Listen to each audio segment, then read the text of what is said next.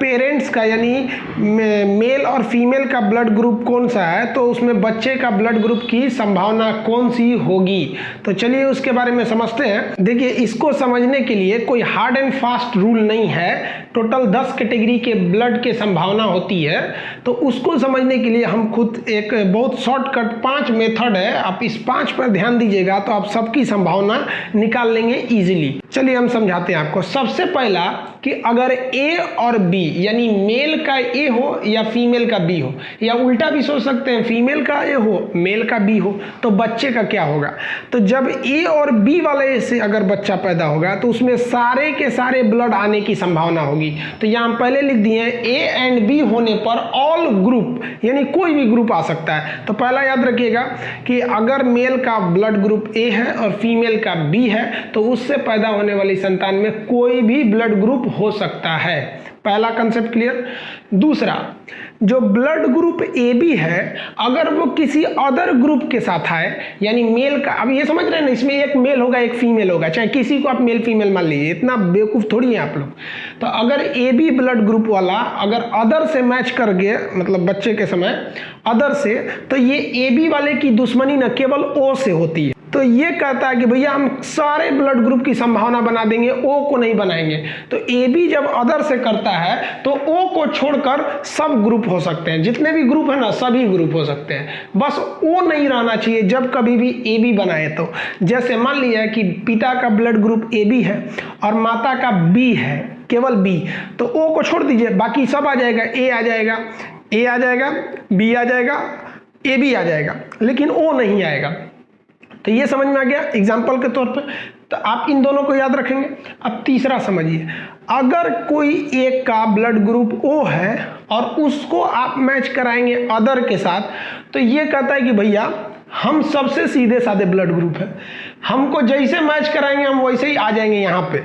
यानी अगर ए है यहाँ ओ है और ये बी से मैच करा रहा है तो यहाँ भी वही हो जाएगा, ओ हो जाएगा और बी हो जाएगा। यानी अगर एक का ए है ओ है और एक का बी है तो बच्चे में भी ए या बी की संभावना है। अगर ओ है या ए है तो बच्चे में भी ओ या ए हो जाएगा। अब यहाँ समझिए चौथे वाले में कंडीशन, एक ओ का ए बी से कोई रिलेशन नहीं है। अगर ए रहेगा ओ रहेगा तो ए बी नहीं रहेगा, यानी ओ और ए बी कभी एक साथ नहीं रह सकते हैं। इसको ध्यान दीजिएगा, ये दोनों कभी एक साथ नहीं रह सकते।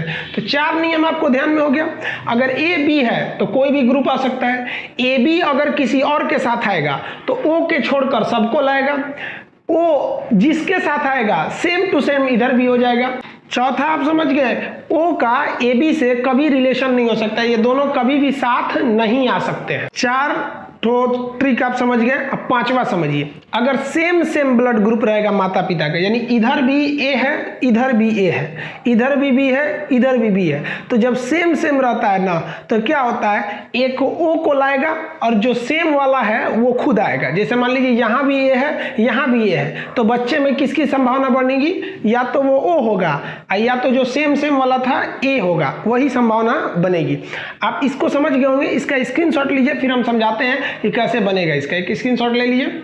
आप स्क्रीनशॉट ले लिए हैं तो वीडियो को 1 मिनट के लिए रोकिए और वो जो 5 आपको ट्रिक बताए थे उसको याद कीजिए। जब याद हो जाए तब वीडियो को प्ले करके देखिए, आप आराम से बना लेंगे टोटल ब्लड ग्रुप। चलिए देखते हैं। सबसे पहले हम लोग ओ को मैच करके देखते हैं, ओ कितने लोगों से मैच करेगा। तो ओ टोटल 4 लोगों से मैच कर सकता है। मान लिया कि ओ है, ये मैच कर जाए ए के साथ, ये ओ है ये मैच कर जाए बी के साथ, ये ओ ए बी के साथ मैच कर सकता है, या ओ खुद ओ के साथ कर सकता है। अब इस आधार पर हम आपको बताए थे जो फॉर्मूला, आप याद कीजिए कि ओ जब भी जिसके साथ मैच करेगा तो खुद ओ आएगा, मतलब सेम यहाँ भी आ जाएगा। तो बच्चे में भी संभावना क्या होगी, या तो ओ होगी या तो ए होगी। ये हम आपको बता दिए थे, आप याद कीजिए, रिकॉल कीजिए, समझाए थे। ओ जब भी आता है सेम यहाँ उतर जाता है, तो ओ इसमें भी हो जाएगा, बी भी हो सकता है। अब यहाँ याद कीजिए कि ओ का ए बी के साथ नहीं जमता है, कहता है कि हम तुमको छोड़कर सबको लेते आएंगे, ये दोनों साथ नहीं रहेंगे। तो ना ओ आएगा ना ए बी आ जाएगा, ये बन जाएगा ए या बी। तो ये बच्चे में संभावना हो जाएगी ए या बी। अब आप बताइए ये वाला किस फॉर्मूला पे जाएगा, सेम सेम वाले पे जाएगा। जो पांचवा फॉर्मूला था दोनों सेम रहे तो सेम सेम में क्या होता है, ओ आता है और इसमें जो सेम वैल्यू है उसमें से आ जाता है, तो ओ आएगा और सेम वैल्यू भी तो ओ ही है तो ये ओ आ जाएगा। तो बताइए ये जो संभावना है ये किसके साथ है, ओ के साथ। अब हम अगला समझते हैं ए के साथ। ए कितने तरह से पेयर बना सकता है, तो पांचवा, छठवां, सातवां, ये हम लोग समझ जाते हैं ए के साथ। देखिए ऐसा भी हो सकता है कि ए, देखिए ए ओ से बना चुका है, अब ए ओ से नहीं करेगा, हो सकता है ए से कर ले, ये वाला ए बी से कर ले और यही वाला ए बी से कर ले। अब आप कहिएगा ओ से क्यों नहीं कर रहा है, तो यहाँ ओ से तो कर चुका है। अब यहाँ आप संभावना बना लीजिए कि बच्चे में संभावना क्या होगी। फॉर्मूला देखिए सेम सेम रहता है तो एक ठो लाता है ओ और एक लाता है सेम वाली वैल्यू, तो ये सेम वाली वैल्यू हो गई। अब देखिए आपको पहला फॉर्मूला बताए थे ए बी अगर रहेगा तो सबसे ज़्यादा संभावना होगा, ए भी हो सकता है, बी भी हो सकता है, ओ भी हो सकता है और ए बी भी हो सकता है, तो ये संभावना सबसे ज़्यादा लाता है। अब ये बताइए, ये हम बताए थे कि अगर ए बी आता है, अगर ए बी किसी से मैच करता है तो ओ को छोड़कर वो सबको लेके चला आता है, तो ये ए को भी ला सकता है, बी को भी ला सकता है, खुद ए भी आ सकता है, लेकिन ओ को ये नहीं लाएगा। तो ये जो संभावना बन रही है ये ए के साथ बन रही है।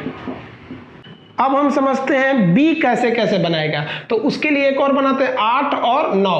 देखिए ये 8 9 कैसे, क्योंकि अब यहाँ हो गया बी किसके किसके साथ मैच कर सकता है। देखिए यहाँ बी ए के साथ मैच कर गया है, अब उसको नहीं लगाएंगे, और यहाँ बी ओ के साथ मैच कर गया है, यानी बी बचा एक अपने बी के साथ और एक ए बी के साथ बच गया, यही ना बच गया।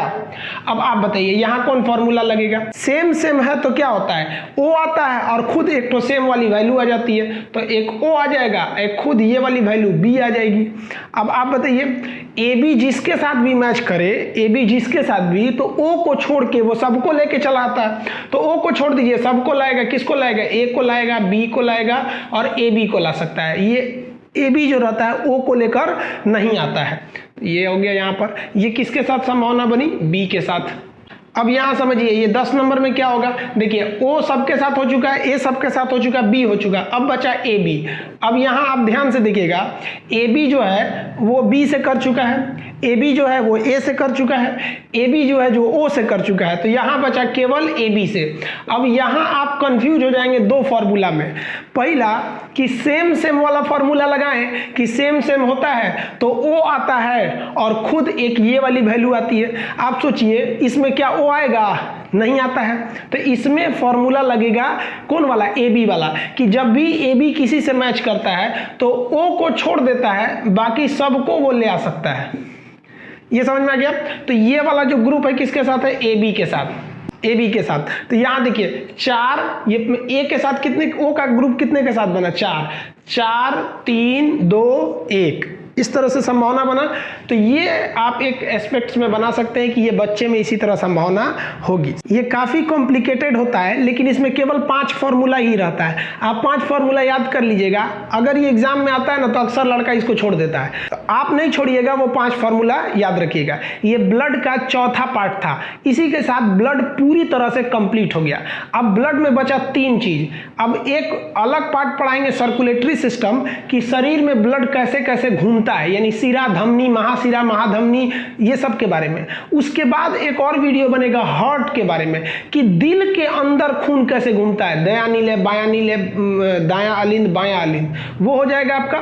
फिर अगला जो पार्ट होगा उसमें ब्लड प्रेशर, ईसीजी वगैरह के बारे में बता देंगे। आप देखे होंगे ईसीजी का जो ऐसे साइन जाता है, ऊपर नीचे ग्राफ घूमता है, जिसे हम कहते हैं PQRS ग्राफ, वो सब भी समझा देंगे आप लोग को। तो अभी ये ब्लड का चौथा पार्ट कंप्लीट हो गया, इसका स्क्रीनशॉट लीजिए।